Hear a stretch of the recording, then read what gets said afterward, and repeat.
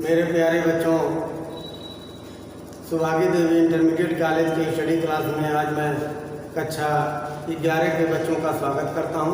कक्षा 11 के बच्चे हिंदी काव्य के अंतर्गत पढ़ रहे हैं सूरदास द्वारा रचित भ्रमर गीत।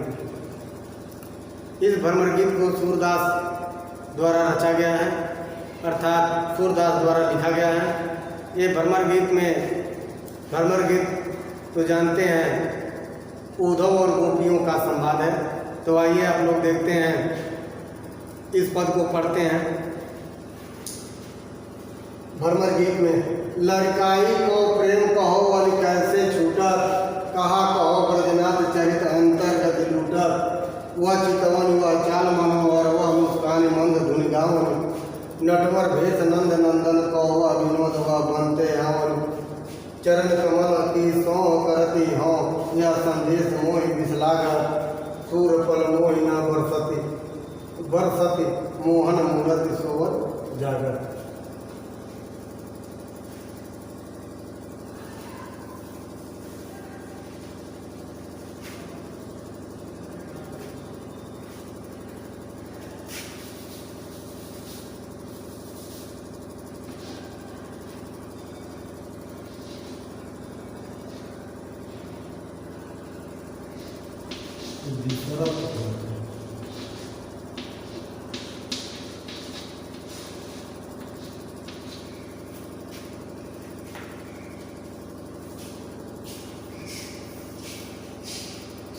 तो देखो बच्चों, लड़काई को प्रेम कहो वाली कैसे छूटक। लड़काई अर्थात बचपन, लड़कपन जिसे कहा जाता है। तो बचपन को प्रेम यानी बचपन में का प्रेम, अर्थात बचपन का प्रेम किसके साथ है था मेरा, अर्थात गोपियाँ कह रही हैं हम लोग के बचपन के साथी जो कृष्ण जी थे। ठीक, हम लोग के बचपन के साथी जो कृष्ण जी थे। कहो अली का अर्थ होता है यहाँ, अली का अर्थ भौरे से होता है, अली का सखी भी होता है। अली जो है उद्धव जी को भी कहा जाता है, यानी भौरे उद्धव जी को भी कहा जाता है। तो ही कह रहे हैं कि हे उद्धव जी कैसे छूट सकता है, यानी हमारा कृष्ण के प्रति बचपन का प्रेम कैसे छूट सकता है। हे उद्धव जी हमारा कृष्ण के प्रति बचपन का प्रेम कैसे छूट सकता है। आगे बताती है सब, कहाँ कहो ब्रजनाथ चरित अंतर्गत लूटत। कहाँ कहो, कैसे कहें ब्रजनाथ अर्थात श्री कृष्ण जी के चरित्र, यानी श्री कृष्ण जी के चरित्र का गुणगान तुमसे कैसे कहें, किस प्रकार बताएं। अंतर्गत लूटत, जो हमारे अंतर ही अंतर मुझको व्याकुल कर रहे हैं, जिससे मैं अंतर ही अंतर हम लोग व्याकुल हो रहे हैं। फिर एक बार देखें, कह रहे हैं हे उद्धव, गोपियाँ कह रहे हे उद्धव, कृष्ण के बचपन का जो प्रेम है, कृष्ण के साथ बचपन का जो प्रेम है वो कैसे छूट सकता है। कैसे कहें उस श्री कृष्ण के चरित्र का गुणगान मैं कैसे कहूँ, जिसका प्रेम की गति को अंतर ही अंतर हम लोग महसूस करते हैं, अंतर ही अंतर महसूस करके व्याकुल हो जाते हैं। फिर आगे देखिए, लूटत का अर्थ व्याकुलता से है। वह चितवन वह चाल मनोहर वह मुस्कान मंद धुन गावन, नटवर भेष नंद नंदन को वह विनोद वह बनते आवन। फिर आगे कह रहे हैं वह चितवन वह चाल मनोहर, वह उसका चित्त अर्थात वह उसका मनोहर चरित्र, चाल मनोहर, और वह उसका चलने का सुंदर, कृष्ण जी के सुंदर चलना, श्री कृष्ण जी का सुंदर चरित्र, श्री कृष्ण जी का सुंदर चित्त या मन, वह कृष्ण जी का मंद मंद मुस्कुराना और मंद मधुर ध्वनि में गाना, ये हम कैसे भूल सकते हैं। नटवर भेष नंद नंदन को वह विनोद वह बनते हम, वह नटवर भेषधारी नंद नंदन को, वह नंद नंदन का दुलारा वह नंद के करा दुलारा जो नटवर भेष में विनोद हम लोगों से हठी ठिठोली करता था, हंसी मजाक करता था। और वह वन के यावन और वह जंगल से आते और जाते समय वह वन से आता था। वह नटवर वेशधारी नंद का लाला कृष्ण हम लोगों के साथ किस तरह से हठी ठिठोली करता था, उसका वह चितवन, उसका वह चित, उसकी वह चाल मनोहर और उसकी मंद मंद मुस्कान और मंद मंद गत से गाने को गाना, ये सब हम लोग कैसे भूल सकते हैं। आगे चरण कमल की सौ करती हूँ या संदेश मोहि विसलाग सूर पल मोहिन विसरत मोहन मूरत सोवत जागत। चरण कमल की सौ करती हूँ, सौ का होता संबंध, यानी मैं उसके कमलवत चरणों का सौगंध खाकर कह रही हूँ। चाहे हम लोग उसके कमलवत चरण का सौगंध खा के कहती हूँ, यह संदेश मोह विसलाकर, आपका ये योग साधना का संदेश मुझे विष की तरह लग रहा है। मैं उस कृष्ण के चरणों की सौगंध खाकर कह रही हूँ कि हे उद्धव जी, आपका जो संदेश है, आपका योग साधना का जो योग मार्ग का संदेश है, वह मुझे विष की तरह लग रहा है, विष के तरह लगता है। विष का सूर पल मोहिन विसरत मोहन मूरत सोवत जागत। सूरदास जी कह रहे हैं पल अर्थात एक क्षण मोहि माने मुझको, न विसरत अर्थात भूलता नहीं है। प्रत्येक क्षण सूरदास जी कह रहे हैं, प्रत्येक पल प्रत्येक क्षण उस मोहन उस कृष्ण की मूरत मुझसे बिछड़ती नहीं है, मुझसे भूली नहीं जाती। यानी सूरदास जी कह रहे हैं वह कृष्ण मुझे एक पल भी मुझसे भुलाया नहीं जा सकता। मोहन मूरत सोवत जागत, उसकी मोहनी मूर्ति हम सोते जागते हर क्षण उसको भूल नहीं पाते हैं। फिर एक बात है,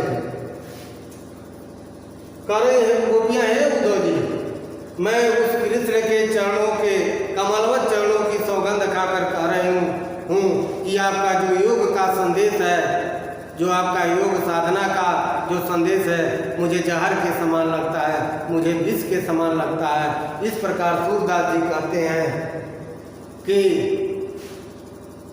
मोहन मूरत उस कृष्ण की मोहनी मूर्ति को हम एक पल भी बिसार नहीं सकते, भूल नहीं सकते, चाहे सोते वक्त या जागते वक्त। तो बच्चों, इसकी व्याख्या आप लोगों ने बलपूर्वक समझ लिए हैं। अब अगले पद की व्याख्या मैं आप लोगों को बताने जा रहा हूँ।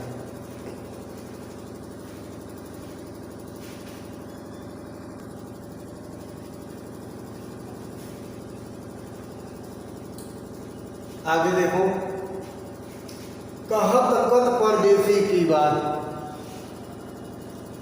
कहत कत परदेसी की बात, मंदिर अरद अवधि बदी हम सौ हरि आहार चल जात।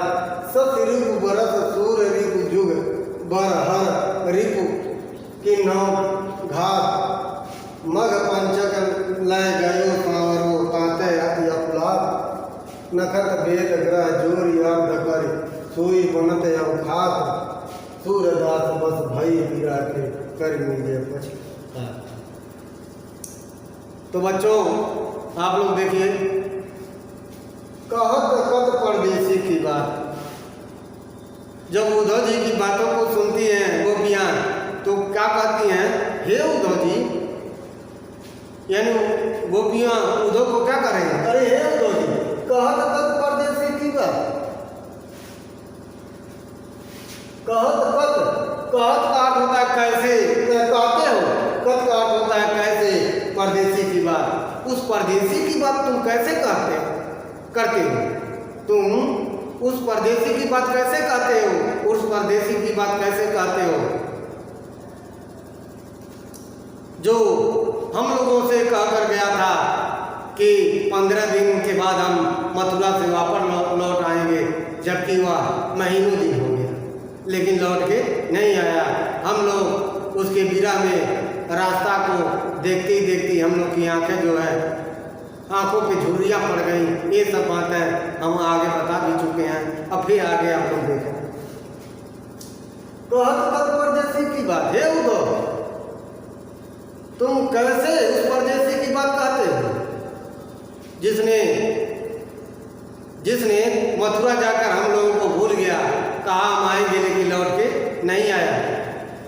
मंदिर अरद अवधि बदि हम सो हरि आहार चली जाए। मंदिर का अर्थ होता है महीना, अरद अवधि का अर्थ होता है मंदिर अवधि का अर्थ होता है 1 महीने, अरद अवधि का अर्थ होता है आधा महीना, आधा अरद का अर्थ होता है 1 पख। मंदिर अवधि 1 महीने, अरद अवधि 1 पख है, जिसे 1 पक्ष कहा जाता है। पक्ष महीने में 2 होते हैं, कृष्ण पक्ष, शुक्ल पक्ष। आप लोग जानते हैं, नहीं जानते हो तो जान लीजिए। यानी 2 पक्षों को मिलाकर 1 माह होता है, कृष्ण पक्ष और शुक्ल पक्ष। वो कहें कि 1 पक्ष बीतने के बाद हम चले आएंगे, लेकिन बीत क्या गया महीना भी बीत गया, तब भी आया नहीं। या फिर तुमको योग का संदेश लेकर भेज दिया हमारे पास। मंदिर अरद अवधि बदि हमसो बद का अर्थ होता है बोल कर गया था कि आधे मांग अरद मद, यानी 1 पक्ष में हम चले आएंगे। अर्थात वह कृष्ण हमको कह कर गए थे कि एक पक्ष अर्थात 15 दिन में हम चले आएंगे मंदिर, लेकिन वह 1 माह बीत गया और फिर लौट के नहीं आया। हरियाणा चले जाए, हरियाणा, और हम लोगों को हर का अर्थ होता शेर बाघ, हरियाणा, और हम लोगों को यहाँ हरियाहार बनाकर रख दिया, अर्थात शेर का भोजन बनाकर रख दिया। अर्थात शेर यहाँ से बीरा रूपी शेर का भोजन बना के चले गए। फिर एक बार सुनो, हे उद्धव, आप उस परदेसी की बात कर रहे हैं। आप उस परदेसी की बात कैसे कर सकते हैं, कैसे कह रहे हैं, जिसने 15 दिन बताकर मथुरा गए थे और 1 महीने हो गया, फिर वापस नहीं आए, और हमें विरह रूपी शेर का भोजन बनाकर चले गए।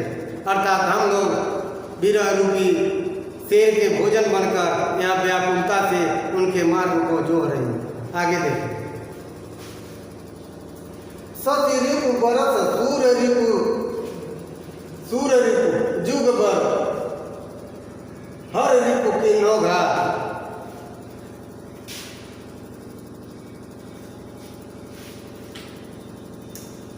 मग पंचक ले गयो सांवरो ताते अफला। फिर यहाँ देखें, सती ऋतु का अर्थ होता है, सच का अर्थ होता है चंद्रमा, शिव का अर्थ होता है ऋतु का अर्थ होता है बैरी या दुश्मन। यानी चंद्रमा का दुश्मन कौन है? दिन। चंद्रमा का दुश्मन कौन है? दिन है।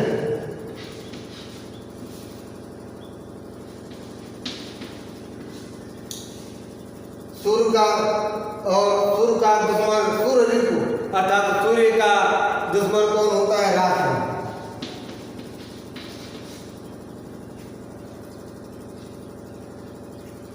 हर ऋतु अर्थात हर का अर्थ होता है शंकर जी का बैरी या दुश्मन कौन है? कामदेव।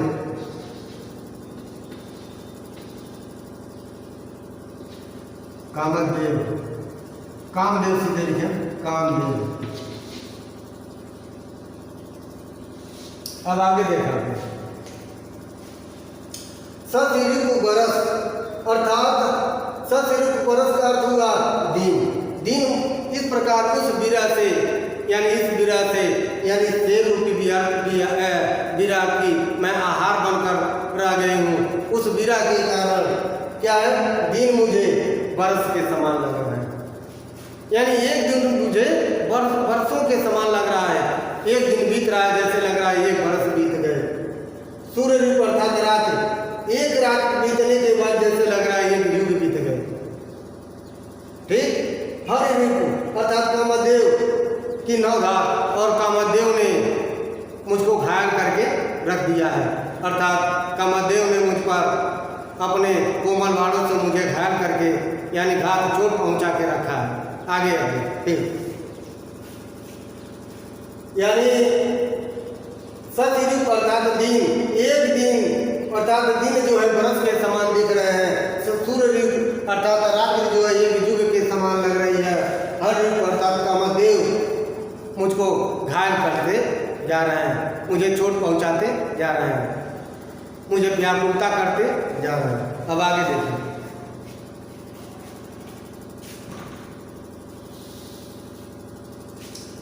मग पंचक ले गयो सांवरे ताते अपराध। मग पंचक अर्थात माघ के बाद पांचवा नक्षत्र अर्थात चित्रा। कौन है? चित्रा नक्षत्र।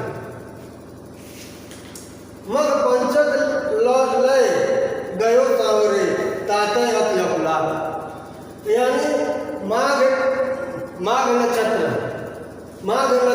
नक्षत्र के बाद जो पांचवा नक्षत्र वो चित्रा अर्थात चित्त ले गए सांवरे, वो सांवरे ले गए अर्थात मेरे चित्त को, मेरे मन को वो सांवरे लेकर चले गए।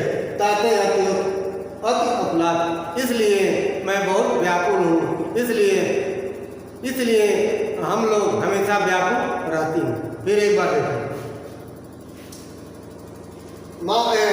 चित्त जो है सांवरे स्वरों ने अर्थात कृष्ण लेकर चले गए, इसलिए हम लोग हमेशा व्याकुल रहती हूँ और व्याकुलता पूर्वक अपना जीवन व्यतीत कर रहे हूँ, चाहे व्याकुलता से जिंदगी जी रही हूँ। नक्षत्र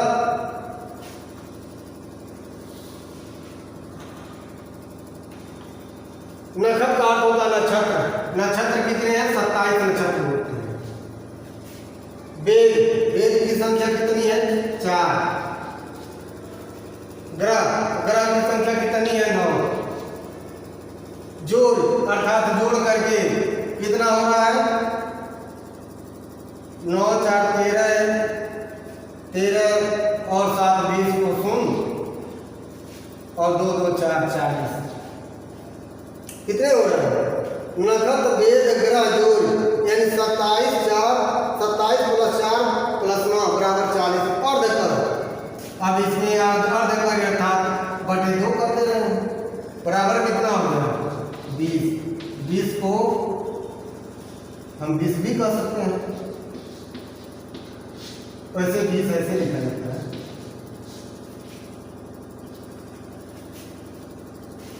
फिर याद रखें, नक्षत्र वेद ग्रह जोड़ अर्ध कर सोई बनत अब खात। कह रहे हैं नक्षत्रों को, वेदों को, ग्रहों को जोड़ करके आधा करके सोई बनत जो बनता है अब खात, मैं उसको अब खा लूंगी। अर्थात इन सबको मिला करके विष बन रहा है, यानी ये लोग क्या करें गोपियाँ साहब, अब लगता है अब हम लोग विष को खाएंगे, जहर को खाएंगे। फिर एक बार, यानी नक्षत्रों को, वेदों को, ग्रहों को जोड़ करके आधा करके जो आता है अर्थात उसको हम लोग अब खा लेंगे। अर्थात अब लग रहा है हम लोग विष या जहर को खाएंगे। सूरदास बस भर गिरा के कर मीजे पछता। सूरदास जी कह रहे हैं बस भरी गिरा के, अर्थात हम गोपियाँ वीरा के मारी हो गई हूँ, वीरा द्वारा मारी गई हूँ, कर मीजे पछता। इस प्रकार अब हम लोग पछता करके अपने हाथों को मल रही हूँ, उनके यानी वीरा के मारे पछतावा करके अपने हाथों को मल रही हूँ। अर्थात हमारे बस में अब कुछ नहीं। तो बच्चों, आप लोग इस भरभर गीत के माध्यम से गोपियों और उद्धव के संवाद को इस पद के माध्यम से पढ़ा। अब आगे पद की व्याख्या अगले दिन बनाएंगे, अगले दिन करेंगे। तब तक के लिए धन्यवाद।